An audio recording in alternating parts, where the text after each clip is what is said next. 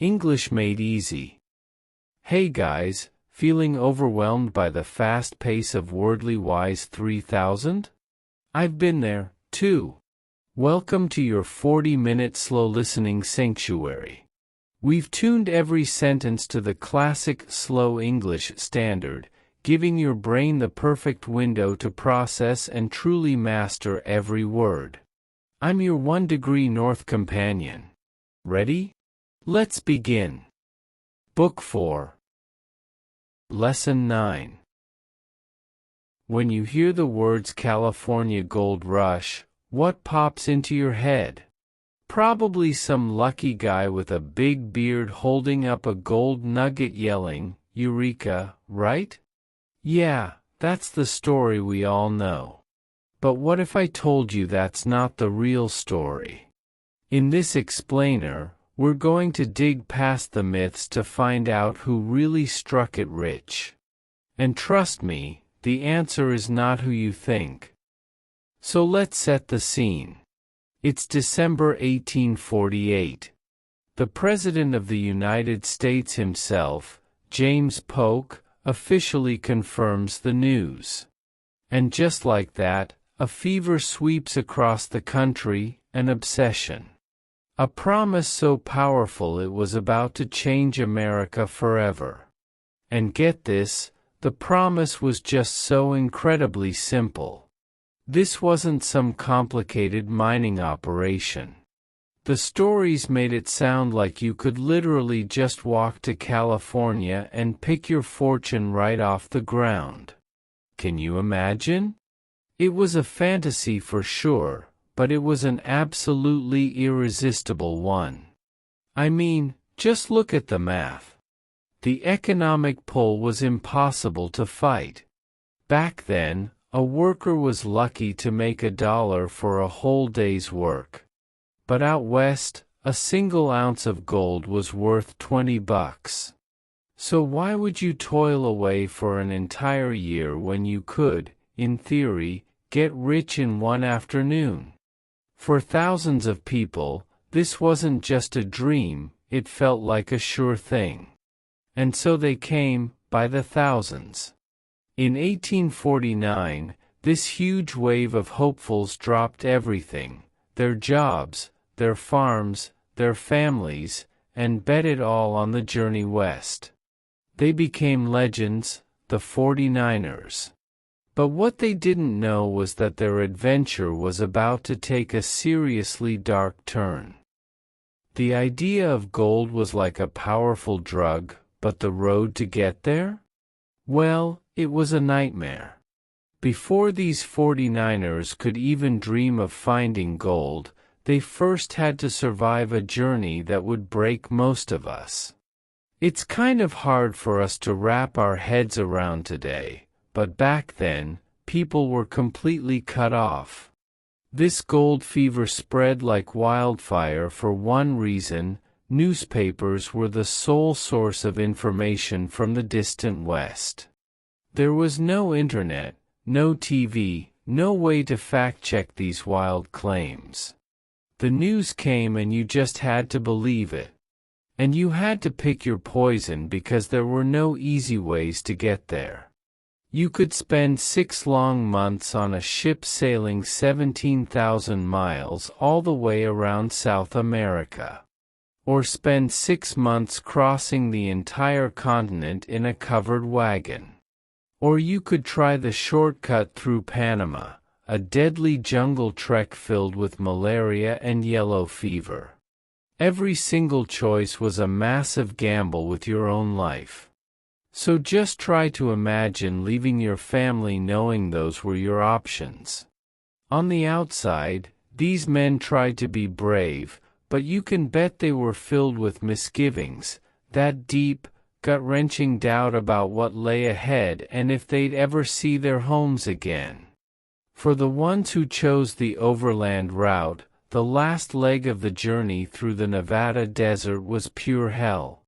Water, the most basic thing you need to live, became dangerously scarce. People became parched, tormented by a thirst that could literally drive you insane. And right there, in all that desperation, a whole new business model was born. Clever merchants would haul water out into the desert to sell to these parched travelers. And this quote says it all. They paid $1, $5, even $100 for a glass of the precious liquid. $100 for a glass of water, when a man's daily wage was just $1? You see where this is going? Somebody was getting very, very rich, and it sure wasn't the people looking for gold. And that, right there, brings us to the single biggest lesson of the entire gold rush. The people who made the real, reliable fortunes weren't the ones digging in the rivers. No, they were the ones selling the shovels.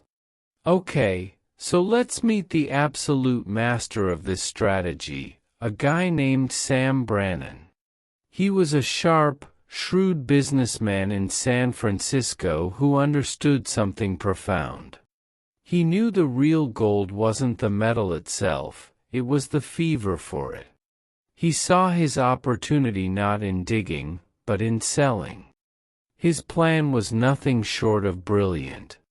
First, he quietly confirmed the gold rumors were true. Then, and this is the key part, before telling a soul, he went out and bought every single pickaxe, shovel, and pan in the entire region. Only then did he move on to step 3.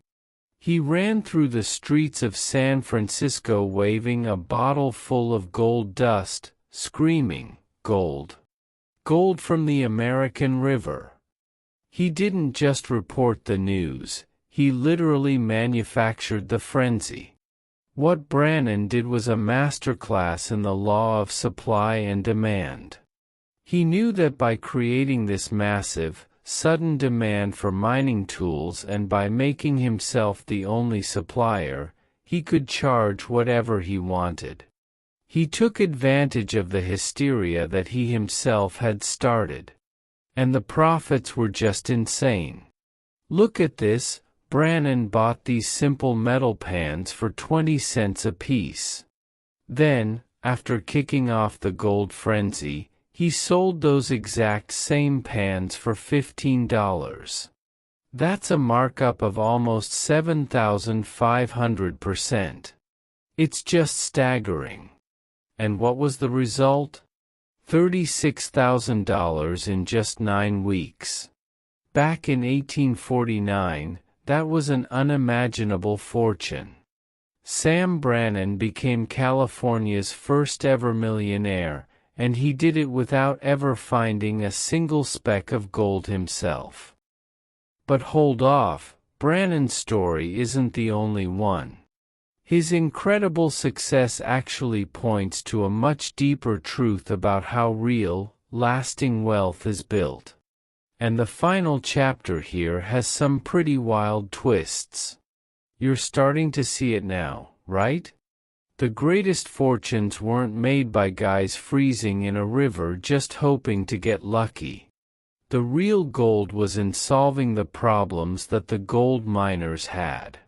A perfect example is another guy you might have heard of, Levi Strauss. He saw that the miners' pants were always ripping apart, so he started making super durable pants out of tough canvas. He created the first blue jeans. He built a global empire not by digging, but by providing another essential tool. And this is why those businesses thrived. That whole dream of just picking gold up off the ground? It was a total myth. The reality was brutal, back-breaking work. Prospectors would spend all day, every day, hunched over in freezing water, sifting through tons of rock and sand just for a few tiny flakes of gold. It was grueling, soul-crushing work. And here it is, the final, beautiful irony of the whole story. Sam Brannan, the guy who got richer than anyone else from the gold rush? He died completely broke. The true winners, The people who built something that lasted were the trailblazers, the farmers, the carpenters, the engineers, the entrepreneurs like Levi Strauss. They didn't just come to get rich quick, they came to work and build a new society. They are the ones who really created the Golden State. So the lesson from this whole saga really boils down to one simple question for all of us today. Because whether it's tech, or crypto, or the next big thing, there's always a new gold rush. And it's always worth asking yourself, are you chasing the glitter in the stream, or are you the one selling the shovels? Lesson 10. In ancient Japan, the sea was everything. Could give you life, but it also held these deep, dark secrets. And this is a legend from that time. A story about a young hero and a choice that seems absolutely impossible. So picture a small village nestled right on the coast. For the people living there, their entire world was tied to the ocean. It wasn't just scenery for them. It was their livelihood, their provider, and sometimes their most dangerous enemy. And what was that livelihood exactly? They were pearl divers. This is actually based on a real Japanese tradition of the ama. Female divers who for thousands of years have plunged into the cold sea without any breathing gear. Their whole means of supporting themselves depended on finding that one perfect pearl in maybe 1,000 oysters. I mean, can you imagine living on odds like that? Now, even in this community of incredible divers, there was one who was truly special, a young girl named Tokoyo. She was the youngest, yeah, but she was also the most skilled. For her, the ocean wasn't something to be feared. It was like a second home, a place she understood completely.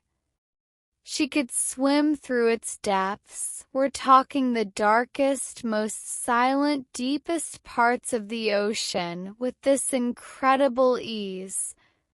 Her only tool was a single razor-sharp knife.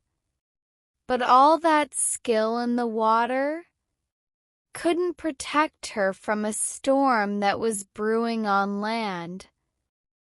A deep shadow was about to fall over her entire world. And in the really tragic part, the danger didn't come from the ocean she knew so well. It came from a place far away, a place she had no control over, the emperor's court. And it all happened so fast. You see, after her mother passed away, Tokoyo and her father had this really happy, loving home together. But one day, her father told a joke, a pretty ill-advised joke about the emperor not being in the best of health. And in that time, that wasn't just a bad joke. It was a crime, and it led to a terrible, great misfortune. And that is the very definition of misfortune, isn't it? Just a moment of really bad luck, a bit of trouble that spirals out of control. One silly joke, and their entire family was shattered in an instant. For his crime, her father was exiled to the remote Oki Islands.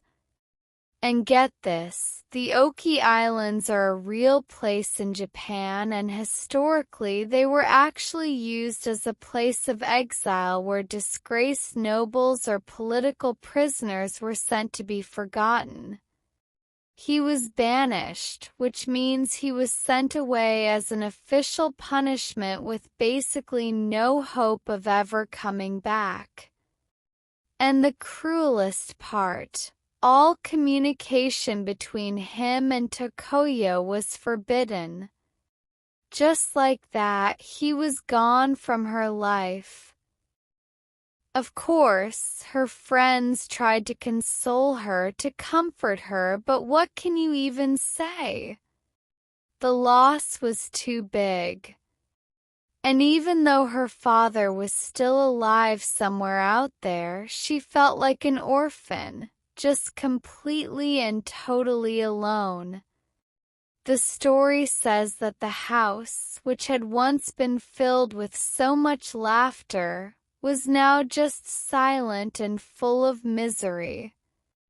All the light had just been snuffed out. But out of all that grief and misery, something else started to grow. It was this single burning desire. She had to see her father again. Became the only thing that mattered. And that one desire gave her strength. On her 15th birthday, she didn't just make a wish, she took action. She left her village behind and set out on a perilous journey to find that forbidden island of Oki. When she finally arrived, she didn't find her father.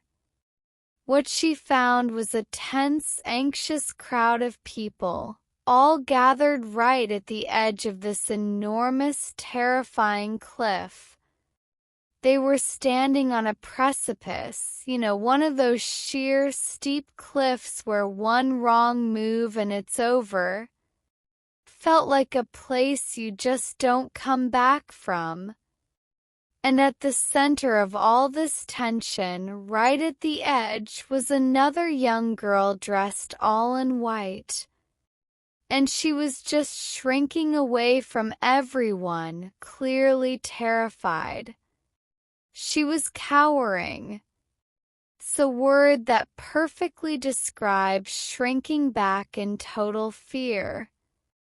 This poor girl was just paralyzed with terror, waiting for whatever awful thing was about to happen. She was going to be a human sacrifice. The islanders explained it to Tokoyo. There was this evil sea god who demanded a sacrifice every single year. But then they said something that must have made her blood run cold. They believed this same god was the one who had cursed the emperor, causing all of his mysterious ailments, the very sickness that her father had joked about. Now, here's where the story gets really incredible.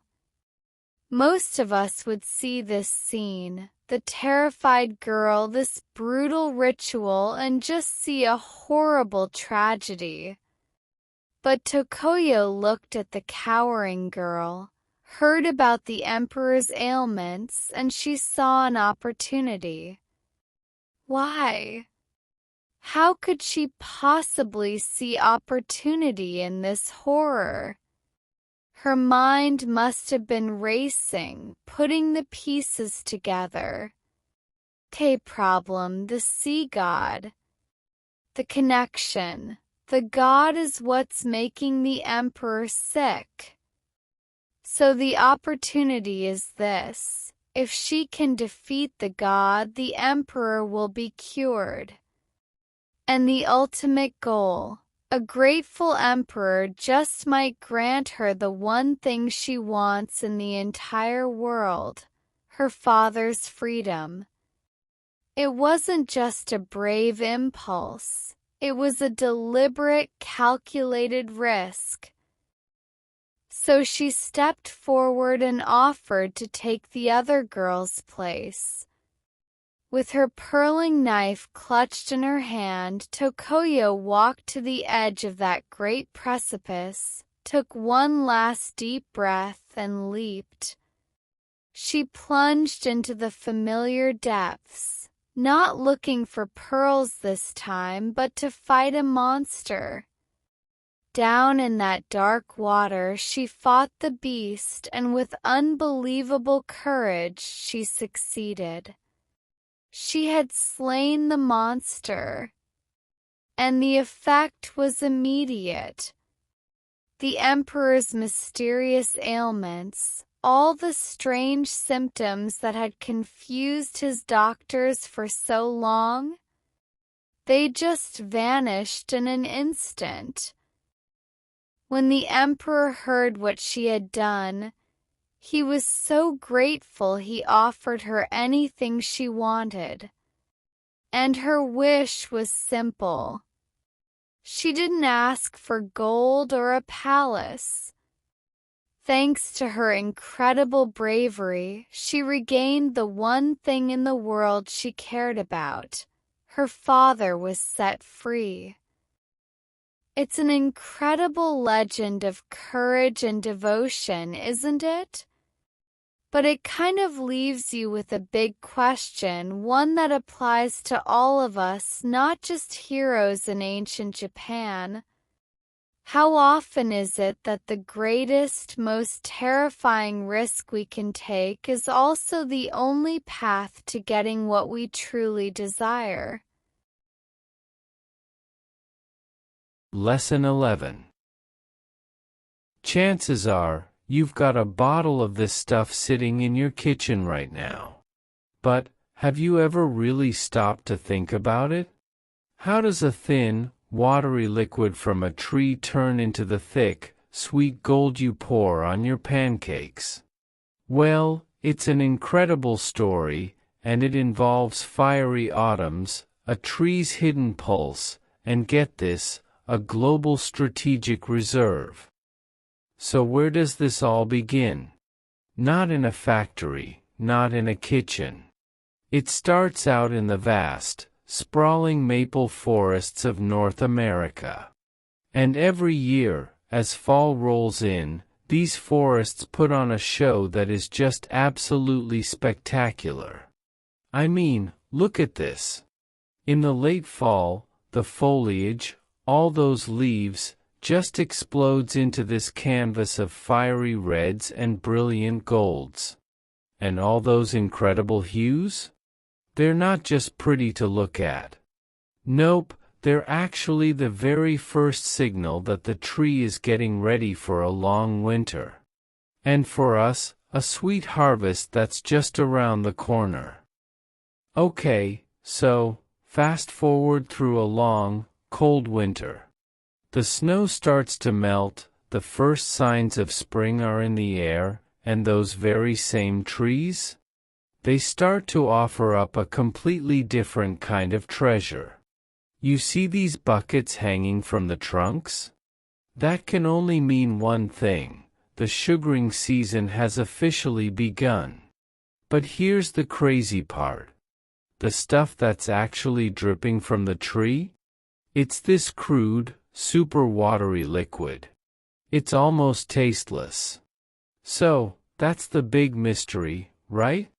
How in the world does that transform into the thick, sweet amazing syrup we all know and love? To figure that out, we have to look inside the tree itself, at its secret life. It all comes down to this perfectly timed, incredible natural phenomenon. This harvest is an annual thing, happening just once a year.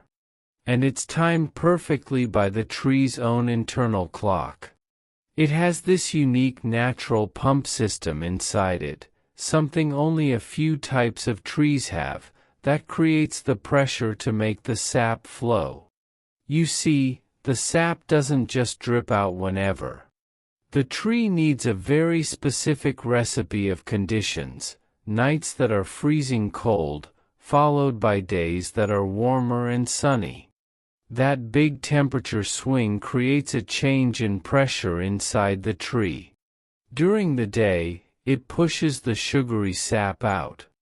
Then at night, When it gets cold again, the pressure reverses, and the tree sucks up water from its roots, kind of refilling itself for the next day. It's literally like the tree is breathing. All right, so the tree's done its job, we've collected all this watery sap. But we're still a long way from pancake-ready syrup. So how do we get there? Well, this is where a little human ingenuity and maybe a touch of alchemy comes into the picture. And we have to give credit where it's due. This whole process was first taught to settlers by Native Americans. There's this great Iroquois legend, actually, about a chieftain who threw his axe into a maple tree. The next day, his wife saw this watery sap dripping out, figured, hey, it's just water, and used it to cook their dinner. The result was this amazing sweet glaze, and just like that, a new food source was discovered. Now, the early methods were, well, a little rough. They'd cut a deep gash in the tree, which could cause a considerable amount of damage. But today, it's all about sustainability. Instead of a big gash, sugar makers bore a small clean hole. It's something the tree can heal from easily, which means it can keep providing sap for decades to come. Okay, get ready for this. I'm about to give you a number that is just going to blow your mind. It's the magic ratio at the heart of all maple syrup production. Are you ready? 40-1. So what does that mean? It means it takes a truly considerable amount of that raw, crude sap. We're talking about 40 gallons to yield or produce just one single gallon of syrup. 40 gallons in, 1 gallon out. Think about that concentration. It's just incredible. So how do they do it? The old-fashioned way. They boil it. For hours and hours, the sap is heated in a place called a sugar shack. And as it boils, huge amounts of water evaporate into steam. All that's left behind is that super concentrated sugar and that incredible unique flavor that is maple syrup. Okay, so the long process is finally done, the pure syrup is bottled up and ready to go.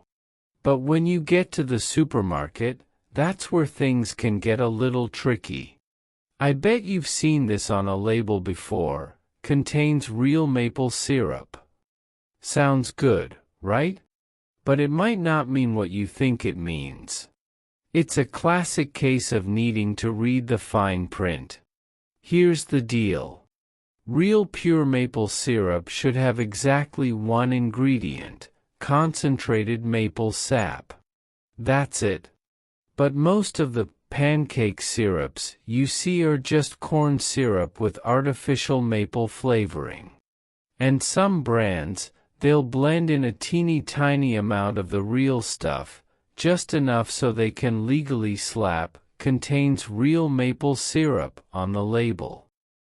Okay, now let's zoom out from the breakfast table for a minute. Because this liquid gold isn't just a topping for your waffles, it's a globally managed commodity. And it has a strategy behind it that is probably going to surprise you. No, you heard me right. You know how countries have strategic reserves for things like oil? Well, there's a global strategic reserve for maple syrup. It's this massive, multi-million-dollar operation, and its whole purpose is to control the world's supply. It's located up in Quebec, Canada, which makes sense since they're the world's biggest producer. And inside, they hold millions of pounds of syrup in these giant barrels. So what's the point? It's all about stabilizing prices and managing supply. If there's a bad year for the harvest, they can release some syrup to keep prices from skyrocketing. If it's a great year with a huge crop, they buy up the surplus and store it. It's all about making sure there's a steady annual yield for the whole industry. So, we've seen how nature makes this perfectly sweet, complex flavor, and we've seen how humans try to copy it with artificial stuff. And that got us wondering, what if you were the one in the lab coat? What if you were the inventor? All right, here's your challenge. I want you to design a brand new flavor. What ingredients would you blend together to make it? Would its annual yield be big or small? Would you need a considerable amount of some kind of crude ingredient to get started? Get creative. Describe your invention in the comments below. Thanks for joining us on this deep dive into the story behind something we see every day. Lesson 12. What if you could actually talk to an animal? I don't mean just guessing what they're thinking, but a real back-and-forth conversation. Well, today we're diving into the incredible true story of an animal who did just that. And in the process, she completely changed what we thought we knew about language, emotion, and the minds of the creatures we share this planet with. So, let me set a scene for you. One day, a heavy porcelain sink is just ripped clean off the wall in Coco the gorilla's home. Her teacher, Dr. Francine Patterson, comes in and asks who's responsible. And Coco, this 300-pound gorilla, just calmly makes a few gestures in American Sign Language, points to one of her human assistants and signs, "The cat did it." And that really is the heart of it all, isn't it? How does a 300-pound gorilla learn to lie? 'Cause lying, well, it's not simple. Means you have to understand what someone else is thinking, and then you have to deliberately try to plant a different idea in their head. So, how on earth did a gorilla master a cognitive skill that complex? This is the story of Coco and the incredible relationship she built with Dr. Patterson, a bond that was forged through the shared power of language. So, Coco was actually born in the zoo, but she got sick as a baby and had to be separated from the other gorillas. Dr. Patterson took over her care, and over many, many years, she patiently taught Coco American Sign Language. And Coco, well, she was a phenomenal student. She ended up mastering over 1,000 signs, which she used to express incredibly complex thoughts, feelings, and even a few clever little lies. But her growing vocabulary did so much more than just show off a sharp mind. It really opened a window into a rich emotional world. And this all became crystal clear with one simple birthday wish that would change her life forever. You see, Coco absolutely loved looking at picture books, and she especially loved the ones with pictures of cats. So, when Dr. Patterson asked her what she wanted for her birthday, Coco's request wasn't for a banana or a new toy. Using her hands, she asked for a cat. First, Dr. Patterson gave Coco a stuffed toy cat. Her reaction was immediate and it was intense. She wasn't just a little disappointed. She was, in her own signs, furious. She completely shunned the toy, just tossed it aside and refused even to play with it. This was not the friend she had asked for. Let's just pause on that word for a moment. Furious. From a psychological point of view, this isn't just basic anger. Fury often comes from a deep sense of betrayal or a really important emotional need that isn't being met. Coco didn't just want a toy, she wanted a real living connection. So this artificial cat, it felt like an insult to that desire. And her action to shun it was just as powerful. This is a deliberate, total rejection. She wasn't just being picky. She was actively communicating that this fake substitute was completely unacceptable. It was a counterfeit for the real friendship she was craving. So a few weeks later, Dr. Patterson gave Coco her real wish, a tiny tailless kitten. Coco was absolutely overjoyed. And, using her own creative logic, she gave him a name. She signed All Ball because, without a tail, he just looked like a little ball of fur. And with her new real friend, Coco's truly amiable nature just blossomed. Despite her immense size and strength, to be amiable means having this warm, friendly, pleasant personality that just invites trust. And this gentle side of her really, truly shone when she was with her tiny companion. Coco, this incredibly powerful creature, would gently caress the tiny kitten with just one finger. And in return, All Ball would clutch Coco's thick fur, just like a baby gorilla would cling to its mother for safety and comfort. They became completely inseparable.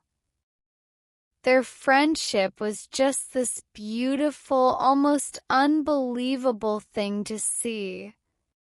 But, as anyone who has ever loved an animal knows, that deep connection also opens you up to the possibility of profound heartbreak. And tragedy did strike. One day, All Ball managed to get out of the trailer, was hit by a car and died. When Coco was told the news, she was just utterly heartbroken. Her caretakers said she didn't just seem sad. For days she began to mope. And to mope is to get lost in this state of deep gloom where you lose interest in everything that normally brings you pleasure. She was showing all the classic signs of grief. But her story didn't end in sorrow. Her path to recovery was just so human. She mourned her friend deeply, but eventually she was given a new kitten. And as she held her new pet, her caretakers saw a look of pure bliss just spread across her face. Coco's story is about so much more than just her emotions, as incredible as they were. It's also undeniable proof of a complex, thinking, creative mind at work. I mean, let's just think about the scale of her linguistic ability. A vocabulary of over 1,000 signs? That's incredible. But it's not just about how many words she knew. It's about what she did with them. Just look at this. This is what true intelligence looks like. When Coco didn't know the sign for ring, she made up her own by combining signs she did know. Finger plus bracelet. For a mask, she signed I plus hat. This isn't just copying someone. This is creative abstract thought in action.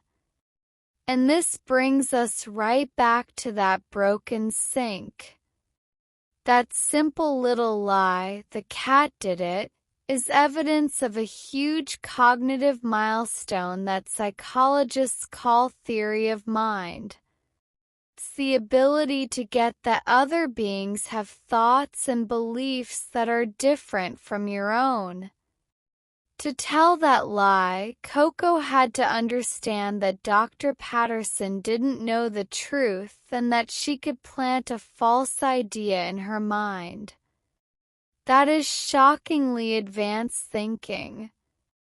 Coco's emotional intelligence touched everyone who met her, including the great Robin Williams.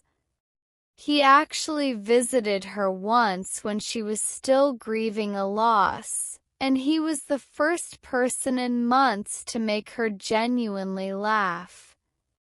They became instant friends. Years later, when Coco was told that he had died, she signed the words sad and crying. She mourned him, showing this incredible capacity for empathy. So why does all this matter? Well, Coco's story forces us to look beyond the lines we usually draw between humans and animals. It's a powerful reminder that communication really is the key to connection and that minds full of thought and emotion are all around us. Which really leaves us with a final thought. Coco gave us this priceless glimpse into the mind of another species. So if you had that same ability just for one day, what animal would you choose to talk to and what would be the very first thing you'd ask? Let us know what you think in the comments. And here's a little challenge. Try to use 3 words from today's explainer, maybe amiable, caress, or bliss, to describe a moment you've shared with an animal you love. Thanks for joining us. Thanks so much for listening. Hope you enjoyed today's show. If you did, hit that like button, subscribe, and ring the bell so you never miss an update. I'll see you in the next one.